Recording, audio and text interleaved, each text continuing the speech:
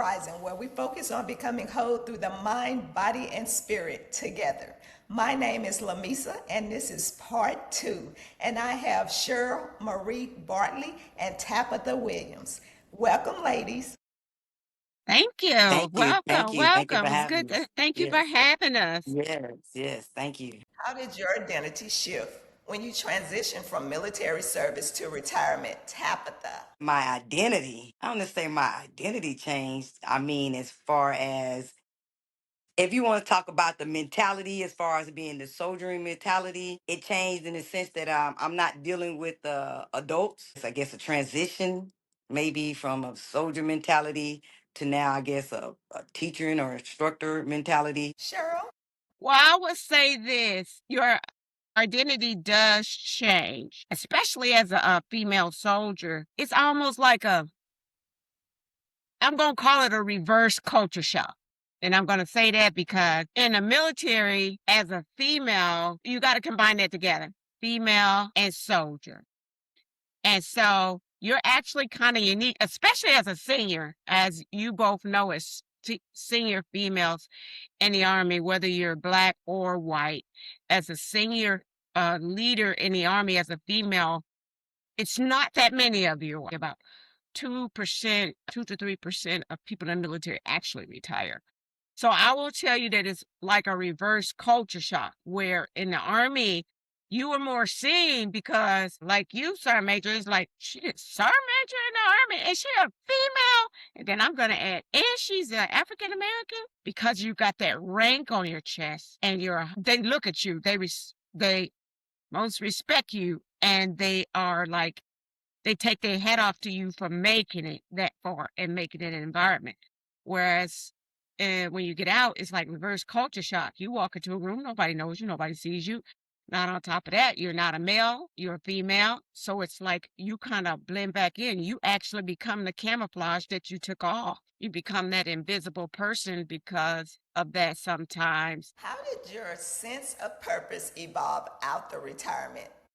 Cheryl. Say my purpose did not change. I still believe that if you've heard this quote before, that the true purpose of leadership is to produce more leaders, not followers. I still keep that mindset for myself and those around me. But my goal of what I wanted to do is what changed, but my purpose of how and what did I wanted to do didn't change, meaning that I said when I get out, I want to start my own business. I want to help people. I want to help young females, whether they want to do a civilian job or whether they want to join the military.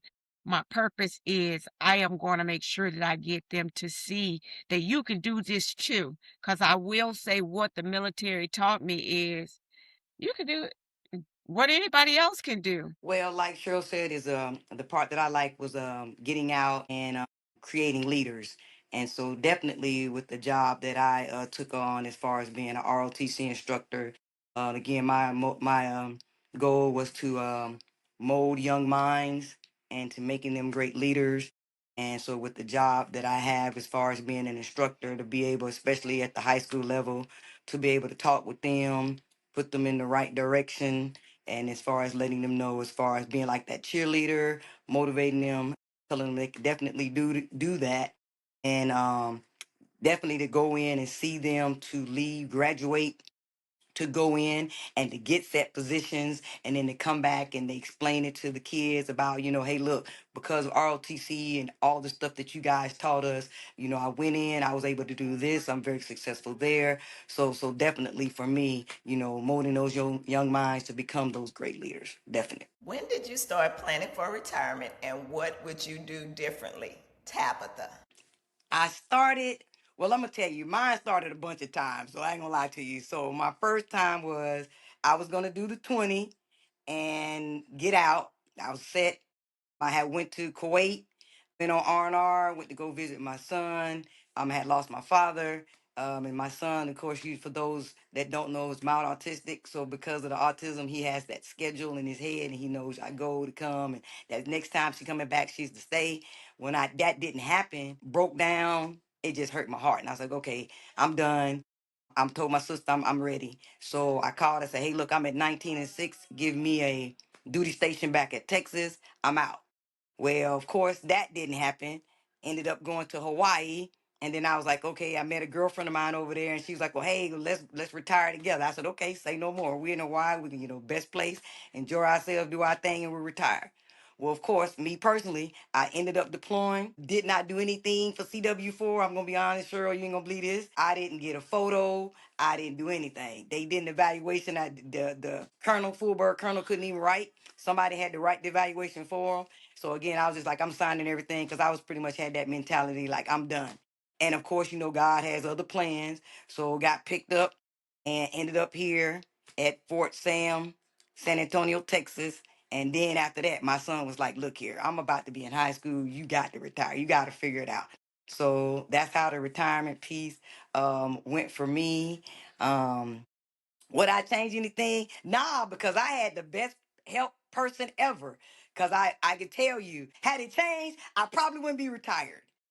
But because of the person that I had that stayed on my butt the entire time to ensure that I retired, no, I wouldn't change none of that. None. No, ma'am. Good question. Cheryl. Yes. So retirement planning, I would say that it was a multi-year process for me. I will tell you that my family thought that I would never retire. And I have to tell you guys that as a person in the military that's transitioning and one who came from a family that did not have a lot, you're always in that mindset of, I got to work.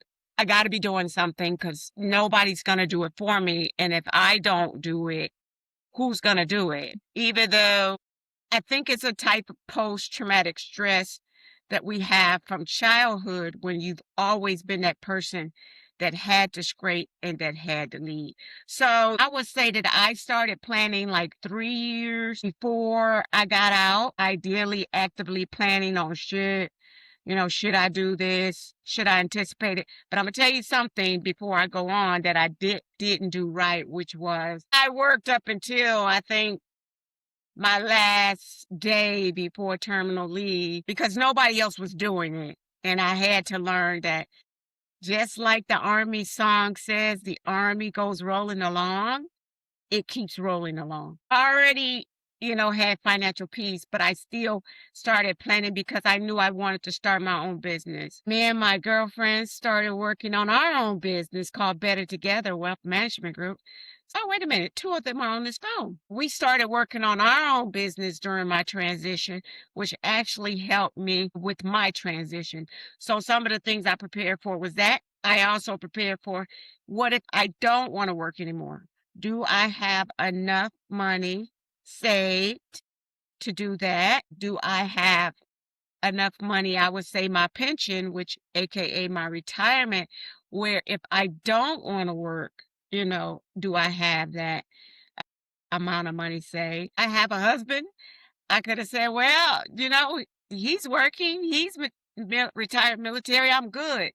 But my mindset, and I do think this is Women's History Month, I do think as a woman that we are always in that mindset of, I need to make sure that I'm covered. I need to make sure that I'm protected. So I also looked at those things. So that was when I started about 3 years out doing little things. And as time progressed, I did a little more. What's the biggest skill you carried over from your military training to your civilian job? See, I knew you would throw a question at me, and I'm gonna have to sit up here and think about. My goodness. Well, I would tell you as far as my organization and staying organized, because it definitely have to be organized as far as when it comes to ROTC, the planning portion. So I guess some of my HR abilities were put to the test, especially as far as with your ROTC, because every 3 years they have what's called a JP, a Gerald TC program accreditation, where they come in and Big Army comes down and do an inspection. So a lot of work goes into that. So again, a lot of organizing, making sure things are properly in place, planned correctly and whatnot. So in order to make sure that the program is a success and is able to continue within that particular school, and I've done that a couple of times. So I would say that would probably be one of the things that I carried over into my present job now. So the JPA you talked about, the Joint Program Accreditation. Tell us a couple of things that happens there that also happens during in the military when you were in the military. Okay, so one of the big things is called the inspection. And that is where the cadets are actually in the Army. We do the same thing. We have this big, massive inspection. Everybody be in uniform. It's an overall looking as far as they walk by, checking as far as the soldiers in the formation. I would also say that we brief. And so the cadets, because of course individuals in the military do briefings. They brief, colonels to generals. So the cadets themselves actually have to do a briefing to the senior personnel that come down before that actual inspection. So those are just a couple of things as far as with the JPA. Cheryl. Well, I would say that some of my top transferable skills would probably be considered soft skills. Leadership, team, and management is one of the things that was things that transferred well for me. Project management, which I know you understand, Sire Major. That decision making under pressure. A lot of times when I see people under pressure as a civilian, because we lived in that type of pressure as military, I saw that as a skill that I was able to rapidly analyze things. And that transfers very well. Adaptability, because one of the things we learn in the military is adaptability. So I think that transferred really well for me. If you put together a plan, all of us know it's the first thing to fall through in the military. Teamwork, I would say, just dealing with a group of people or cross-functional or different cultural people, where a lot of people would look at me and be like, "You're so nice, or you're so kind, or you speak so well." That can mean a lot of things if y'all understand what I'm saying. But and that cross-functional teamwork to be able to bring those people together. And I will tell you what my plumber told me. And by the way, everybody, I flip houses and I got my own party business, which we'll probably talk about later. But the plumber came at the beginning of the project. The project was horrible. It was going horribly well. I mean, horribly wrong in his eyes. And he just thought that I was not going to be able to accomplish it. So I had to call him back. I was almost done. One of the drywallers, hit one of the plumbing lines. It actually was the stack that carries the methane gas and all the stinky stuff out the house. So I wanted to make sure a plumber came and did it. And he came back and he said, I thought you were going to fail at this, but this looks really good. So I think he was paying me a compliment. He was like, when I first came, I knew you wasn't going to make it. I just knew you wasn't going to get this house done. But boy, am I surprised. The ability to do that cross-functional teamwork is very essential. So those are the skills that I think transferred very well for me from from military to civilian life. Right. How have you rebuilt or maintained friendships outside the military community, Cheryl? Back in the day before I got in the Army, we used to sing this song when I was like in a 4-H club. And it said, make new friends, but keep the old. One is silver and the other one is gold. I will tell you, my friends in the military are my battle buddies. 2 of them on the phone right now. And I think as this one guy, he's online and he talks about in the military, we were bound together by trauma. And he says there's no way, in the military, one thing you like about it is you're going to miss your friends. The other thing about it is those other people that you're not going to miss. But those brothers and sisters that aren't, as Tabitha Samich Kirdan are both my battle buddies. We went through a lot together. So keeping those friendships, it can be hard because as we know in the military, we stay at one place maybe for a year, maybe 2, and the most 3, and then we move. But those hardened friendships that you make, some of them during trauma. As Tab, the first time I met Tab was probably her trauma, not my trauma. As TAC officers, you never forget them. And some of those friends become your gold friends. So it's up to us to make up our mind whether we're going to continue that. And that's what I did. That's what, as you guys can see today, Chief Williams has been out now for how long, Tad? How long you been out, Tad? She been out 6 years. And how long you been outside, Megan? 6 years. And I've been out 3. And we are still hanging tough. So you have to stay in contact, communicate, no matter what the platform is, communicate in some type of way to make sure your battle buddies are okay, because you can get some depression after leaving the military because you're used to that set up regiment structure.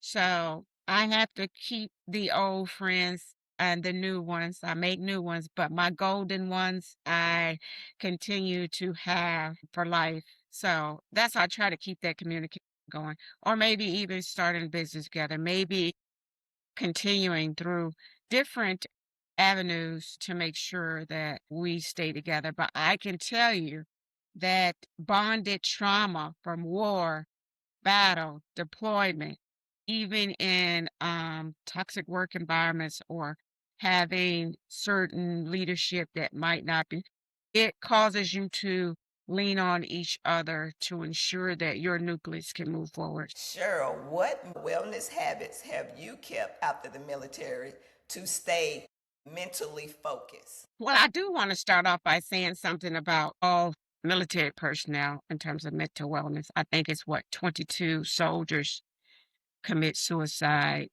a day. Is it a day? I have to look up that quote. A mental health is such a big thing for us as military because of a lot of the things that we went through in the military. Those things do not, because you shut that door, it does not close your mind. It does not close your mentality on what you saw, what you went through. For me, not only is there post-traumatic stress from war and some of the things, I also have sexual harassment trauma. Some of the things that happened to me in the military. To this day, I don't like people to walk up behind me. So I kind of build barriers, even in my office when I worked in the military, I built those. So mental health is such a big thing that you need to continue as veteran altogether. Things like, believe it or not, Tab talked about exercise, walking, yoga. Some of those things help relieve some of that built up health challenges that you might be having. Seeing a counselor to help you through some of those things, because you don't want that to decline. That's what causes a lot of suicides for our military people, because they get out, they do not have that help. They do not have that person that has that light trauma. Believe it or not, when you were in the military and you were talking to that friend right next to you that had that same trauma, they were actually providing you a type of mental health and helping you because you were not alone in that. So that struggle or that lack of routine that leaves, you have to continue that, because that social and biological, it shifts when you get out the Army. So it's very important that you ensure that you have some type of mental support in those areas. So I will tell you myself, I have my own counselor for those things. And then I have my friends that either I call or they call and check on me to find out how I'm doing with my transition and those preventative things, that can help me enhance myself, my self-expression, my self-empowerment, I would say, to make sure that I continue to renew in that area. So those are some of the things that I have to do to make sure that my military trauma, in terms of being in the military altogether, being at war, and even that sexual harassment or assault trauma, that we have to make sure that we as women veterans, because this is Women's History Month, learn and continue to not isolate ourselves. Because we saw things institutional, I would say institutional prejudice that we see in the military. If you could design the perfect retirement transition program for military women, what would it include? I would say being proactive with that plan is very important. Now, as we were saying about how far out, you should do things. But I would say having a buffer plan, whether it be a buffer with cash, building up your network of people that you getting your civilian resume, which is standard for a lot, whether you're male or female, and then your self-care, which I love what Tab talked about when it comes to your health itself, budgeting your money, as we all know about retirement. I think that should be part of the plan. The medical one, believe it or not, I know people might think this, but I think it's a big one for women because most of us, if we're retiring as women, we're reaching perimenopausal, premenopausal, or menopausal. And let me tell you, the mental change that comes along with that, including the physical change, is so very important. And I don't think a lot of attention is paid to that. Yeah, a lot of people talk about what percentage you're going to get, how much money you're going to get, but you're entering a part of your mental and medical that you might take it as because you're getting out the army, but that's something that I think should be planned. And then the last thing, and I think that I talked to you guys about, is I think it should be a class for women on what I call the reverse culture shock, and that these same women that were looked at in a certain light, then now they're almost invisible. Not that they're truly invisible, but I think that's a class that should be added for women. And then last, that class should also include a women's veterans group. You know, you've got a lot of different women's veterans group, and I think that should be brought in, and maybe several speakers brought in to, hey, join this. As I think I said during our last meeting, you got to find your tribe. So I think some women's veterans group, that should be something that's added. And you don't see that. You see, oh, join the VFW, join this. But we have our own unique tribe that reverse culture shock, not that only that we're getting out the army, we're getting out the army as females. And in the army, we were senior leaders that, and now it's like, who is that? That's just another woman walking down the street. But something along women's health, women's tribe networks. Over. Well, ladies, I want to thank you for coming on Rooted and Rising, and we will see you next time. Thank you.